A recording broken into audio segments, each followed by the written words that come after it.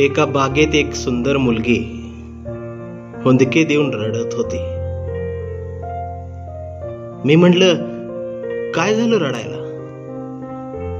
ती म्हणाली, Valentine day जवळ आलाय आणि माझा बॉयफ्रेंड हरवलाय. हो, सापडतच नाहीये. खूप वेळ शोधतीये त्याला. मी हसत म्हटलं, नको काळजी करू, येईल परत तुझ्याकडेच. या हल्लीच्या वातावरणात भरकटला असेल बिचारा.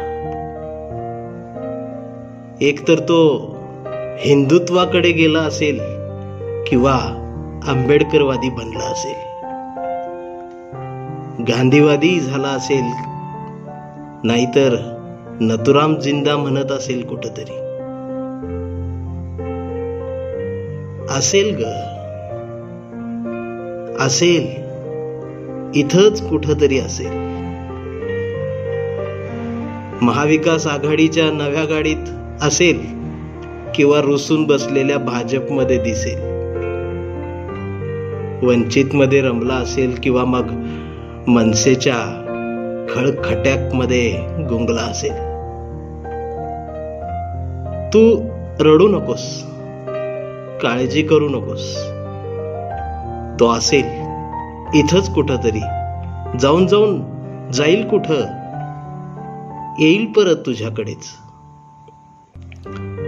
एकतर तो डाव्या बाजूला गेला असेल किंवा एकतर तो उजव्या बाजूला गेला असेल. धर्माच्या जातीच्या रंगात रंगला असेल किंवा कुणाचा तरी झेंडा घेऊन जिंकला असेल. तू रडू नकोस. चला आपण तुझ्या बॉयफ्रेंडला शोधू.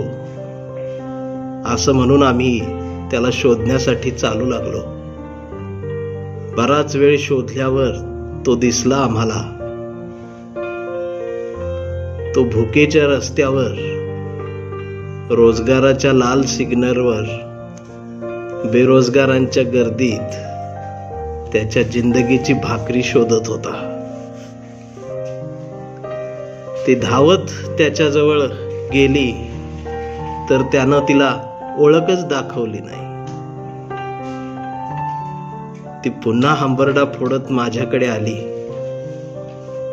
आणि मला म्हणाली, बघितलं, माझा बॉयफ्रेंड बदललाय. माझ्याकडे उत्तरच नव्हतं.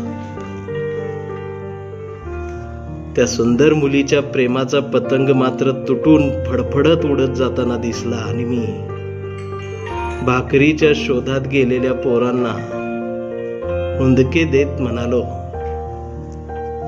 माझ्या मित्रांनो, तुम्हाला व्हॅलेंटाईन डेच्या खूप साऱ्या गुलाबी शुभेच्छा. धन्यवाद.